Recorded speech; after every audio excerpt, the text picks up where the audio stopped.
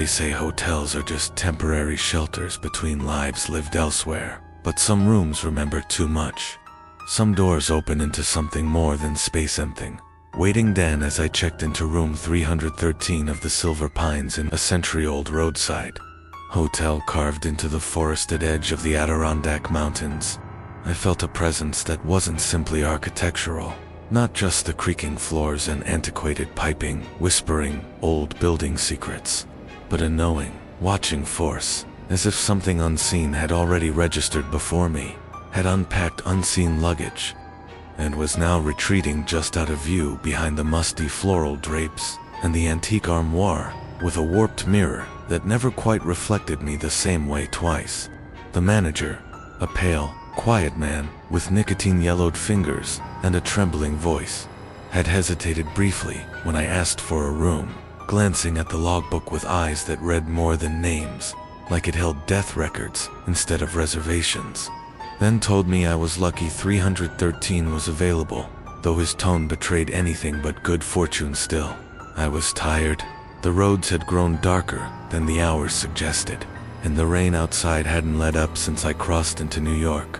So I took the key and walked down a hall that seemed too long, the dim yellow bulbs overhead humming in sync with my own rising heartbeat, until I reached the door with its tarnished brass numbers and deep scratch marks around the handle, as if sumia near something had once tried desperately to get in, or worse, get out.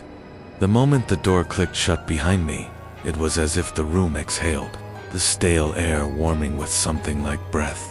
And though the decor was harmless old paintings of lakes, a boxy CRT TV, a green comforter too thin for the cold, I felt observed, as if the very walls had eyes. And when I turned on the bathroom, light in the bulb flickered like it was being interfered with by unseen static.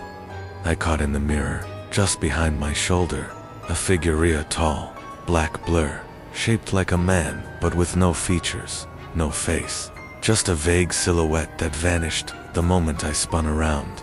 Blaming exhaustion and shadows, I brushed it off, but unease thickened the air until I couldn't ignore the quiet tapping that started from within the closet. Slow and deliberate, tap-tap, the sound of a fingernail or claw, each one timed perfectly to match my breaths. And when I finally gathered the courage to swing the door open, I found nothing but a dusty iron coat hanger slowly swaying, as though it had just been disturbing no draft. No window open, nothing to cause movement.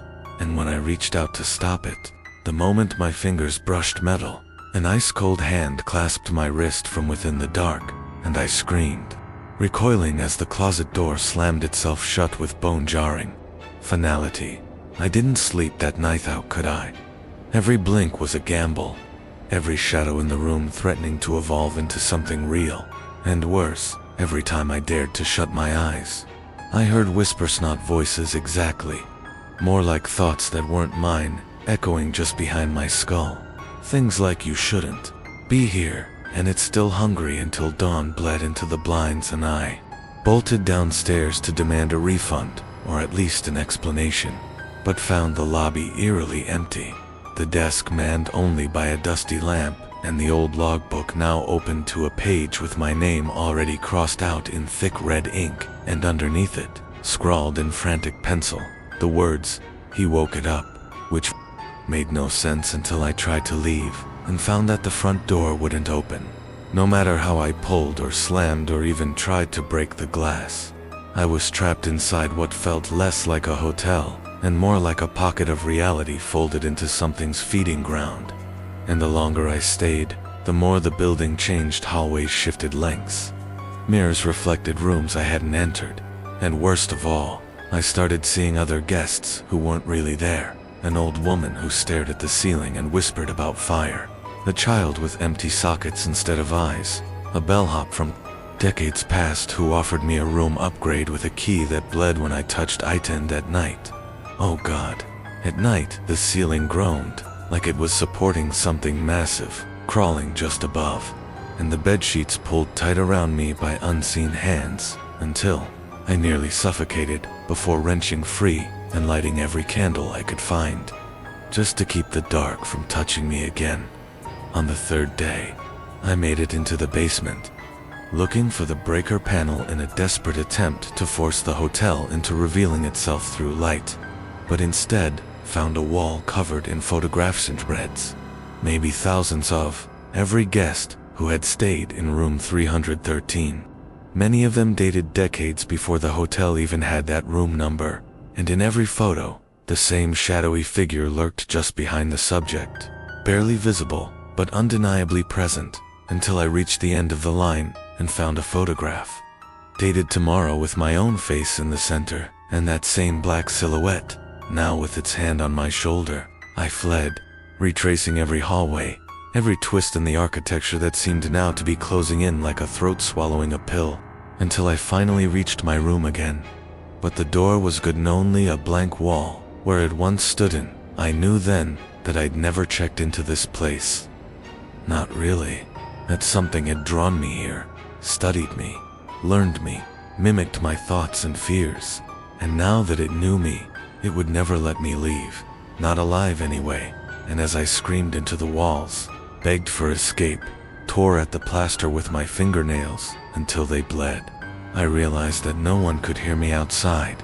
That time here ran differently, that the Silver Pines Inn had existed long before roads and maps and names, a place born not of blueprints and lumber, but of suffering and shadow, feeding on the fear of those who thought it was just another creepy moatland.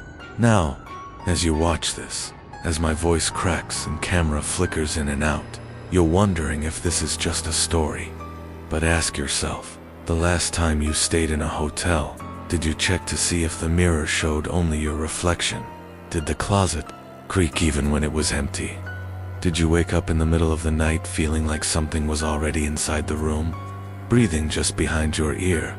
Because if you did, you might not be alone. And if you're planning a trip anytime soon, maybe skip room 313, because some stories don't end when you turn off the screen. They follow you home, they wait until you forget, and then they knock on your door at 3:13 a.m. just to do or watch too.